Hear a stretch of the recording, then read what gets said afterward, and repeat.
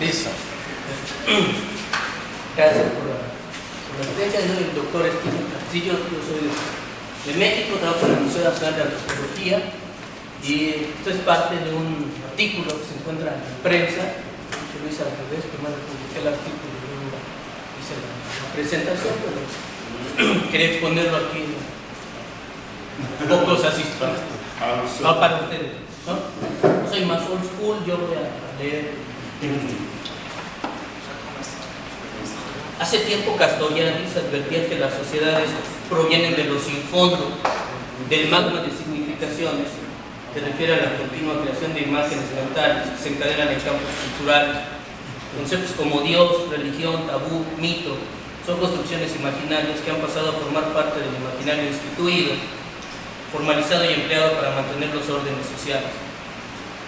El carácter creador de las imágenes mentales es el imaginario radical, fuente de formas simbólicas que nutren a los imaginarios sociales.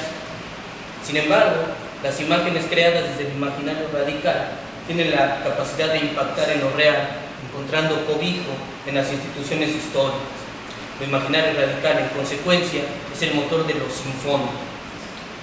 Según Auger, la ficción abreva de la mente y se vincula con los imaginarios, enriqueciéndolos, modificándolos y encontrando verificativo en instituciones como la religión o la praxis social. La ficción, asimismo, se vincula con la creación literaria y pone de relieve algo que en la realidad no es, pero que impacta en los imaginarios establecidos y los que están por estructurarse. Por ejemplo, muchas imágenes tenderán a ser manipuladas y controladas. Ello generaría que las imágenes fueran dosificadas a la sociedad por quienes encarnan a las instituciones. Entonces, los imaginarios instituidos filtran las imágenes y tornan las ficciones como verdaderas o plausibles. Sartori ha indicado cómo la videoimagen ha trastocado la capacidad cognitiva de las audiencias.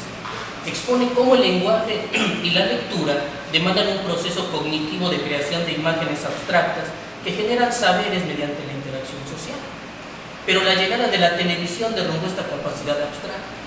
En efecto, la imagen debe ser explicada y la explicación que se da de ella en la televisión es insuficiente. Lo que aparece en pantalla es lo real, es lo que existe. No hay forma de dudar de su existencia si lo estamos viendo. Empero, lo que se edita, se oculta o se tergiversa en la televisión existe, pero en los estados ficcionales no. La realidad existe solo si es proyectada en la televisión. ¿Y estos argumentos qué tienen que ver con el fenómeno del mental? Partamos de que las imágenes televisivas constituyen ficciones, a veces cercanas con la mentira y otras con la realidad. Si esto es así, los contenidos ficcionales deberán presentar un halo de verdad que le otorgue plausibilidad al mensaje, independientemente que el discurso final sea erróneo. Este ejercicio haría que la mayoría de la audiencia considerara como verdadero lo proyectado en la pantalla, pues la imagen no miente. Y es el grado de plausibilidad de cada imagen ficticia lo que nos permite acercarnos a diversos sucesos. En efecto, para maximizar, parodiar o desinformar desde la pantalla chica o grande, es necesario que las imágenes tengan ciertos contenidos de verdad.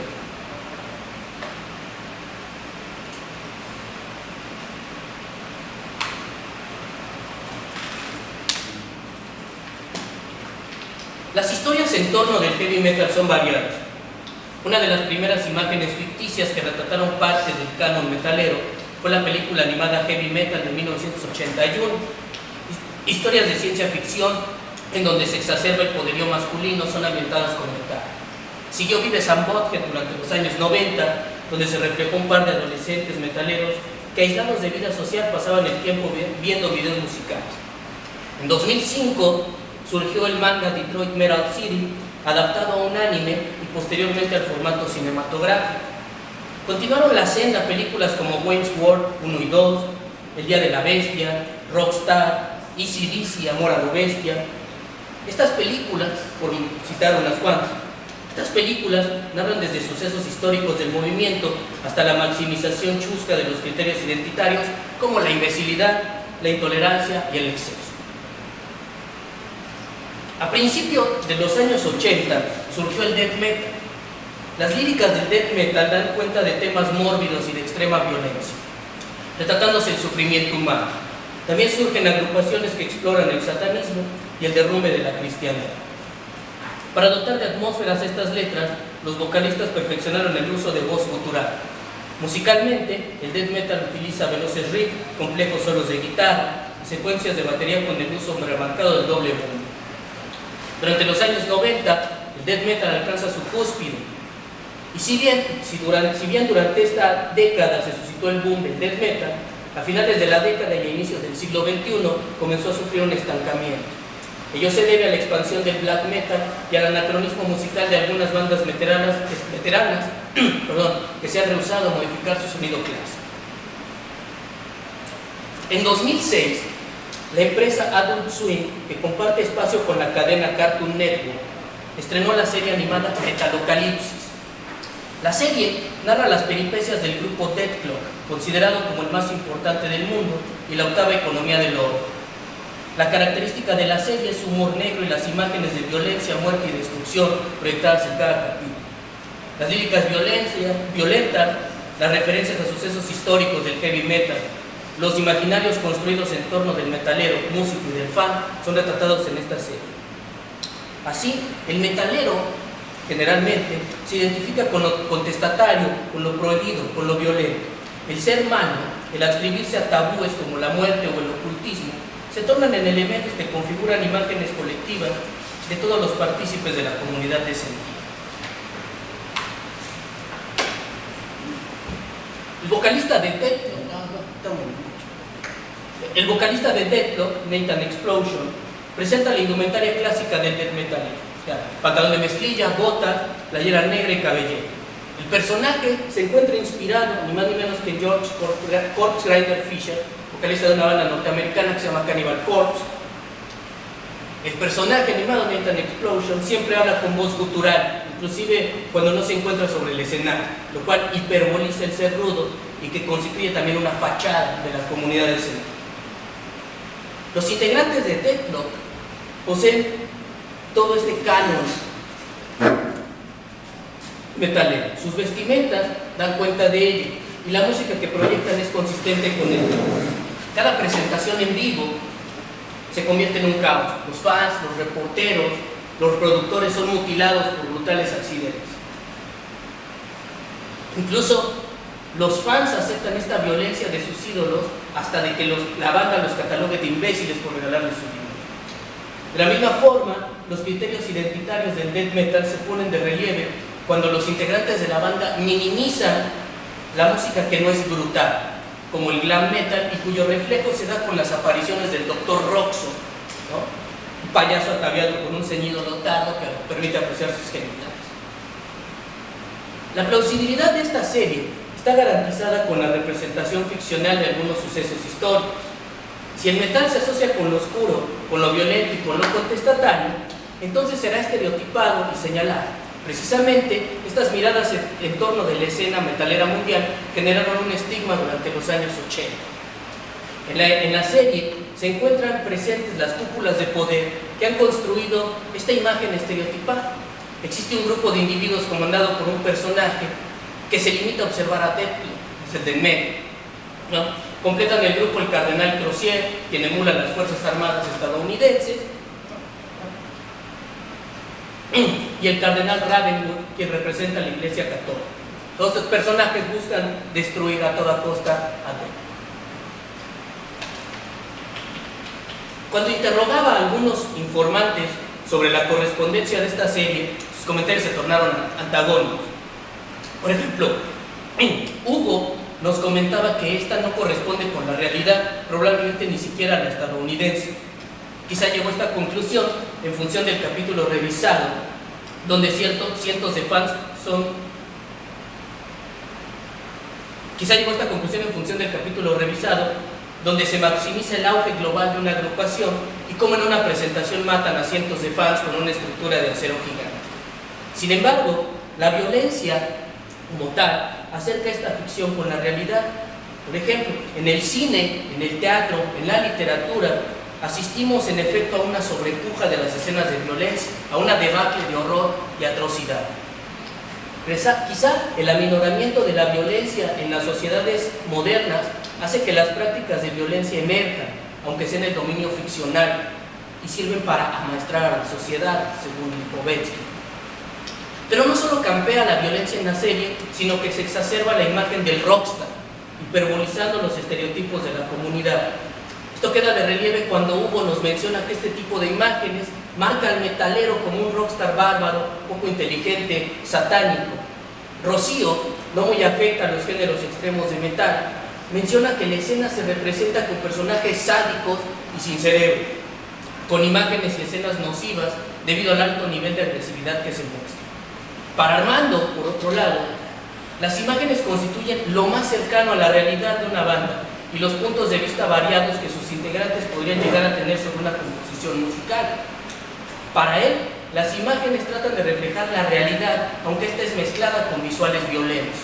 Por su parte, Carlos indicaba que la serie representa agresividad y comedia cruda y un entretenimiento no apto para todo el mundo.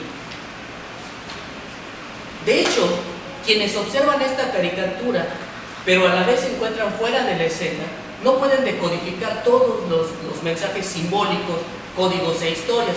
Por ello, sin un conocimiento de la escena mundial, las audiencias tenderán a asumir que los imaginarios violentos, hiperbólicos y estereotipados de quienes participan de esta música tienen correspondencia con la realidad. Por el contrario, los metalheads que lleguen a apreciar la serie tenderán a decodificar los mensajes ocultos en los capítulos, como los nombres de las agrupaciones que bautizan a los centros comerciales. Por ejemplo, la gorra hace alusión a Burger King, ¿no? Pero dice Dimmu Borgir, y es el nombre de una banda noruega, por ejemplo, ¿no? Un poco modificado. Consideramos que la serie sirve como mecanismo difusor de la cultura metalera, hiperbolizando sus características, y toca de forma tangencial la realidad. Abril, por otro lado, Abril indica que presenta una escena musical de naturaleza violenta, pero también se retratan algunas cualidades, como la disciplina de sus ejecutantes para mejorar la técnica, el desprecio a músicos que desvirtúan el género, y llega a un punto crucial. Concuerda con estereotipos propios de la escena metalera, principalmente la estética y origen de los personajes: melenas largas, botas de motociclista, playeras negras y acento noble. A pesar de que la mayoría de las imágenes y situaciones de la serie son inverosímiles al ser una caricatura, estas configuran y reproducen un canon metalero, un imaginario de maldad. No importa que las imágenes hiperbolicen y estigmaticen a los mexicanos, a los metaleros, pues ello siempre ha sido así. ¿No será esta la finalidad de la serie? Quizá los estereotipos asociados con la escena metalera desde una mirada nativa denostan a la escena al poner a sus practicantes como descerebrados y violentos, pero también refuerza el canon del metalero, esto es, lo contestatario, lo violento, lo oscuro. La serie, a pesar de mostrar una imagen errónea de lo que es ser metalero, reproduce a su escena, reproduce los imaginarios asociados con esta comunidad de sentido, no solo de la sociedad que desde fuera mira el fenómeno, sino al que lo experimenta desde las entrañas. En un sugerente trabajo, ustedes, para terminar, Lipovetsky y Serroy indicaban que en el cine contemporáneo, al que denominan posmoderno, acusa un abrazo al exceso. De acuerdo con esto, Metalocalypsis constituiría la representación posmoderna animada de los metálicos. Las prácticas de violencia, los excesos de alcohol o de drogas y la radicalización de las prácticas asociadas con lo estrictamente juvenil nos permiten postular a esta serie como posmoderna, retratando de forma hiperbólica ciertos sectores de la comunidad metalera mundial. Por eso mismo, la adopción del death metal en la serie no es fortuita. Como recordarán, este subgénero se caracteriza por su ideología cruda y mórbida. En consecuencia, Metalocalypsis podría interpretarse como uno de los nuevos monstruos de Lipovetsky y Serroy, que la pantalla global ofrece a las audiencias contemporáneas. Estos nuevos agentes del terror ya no son las entidades paranormales o los demonios, sino los excesos en general. No es una serie amable y sus contenidos pueden ser grotescos. Sin embargo, el eje conductor de la serie es la violencia, y la violencia se encuentra en todos los géneros cinematográficos y televisivos, desde el humor negro, el suspenso, los temas policíacos, la comedia y por supuesto el terror. Quizá esta serie se encuentre teledirigida para generar una falsa imagen y chusca de los metaleros, pero también reproduce el imaginario estructural de esta escena al contraponer sus imágenes violentas y aberrantes con las tradicionales formas de ver la realidad. Gracias.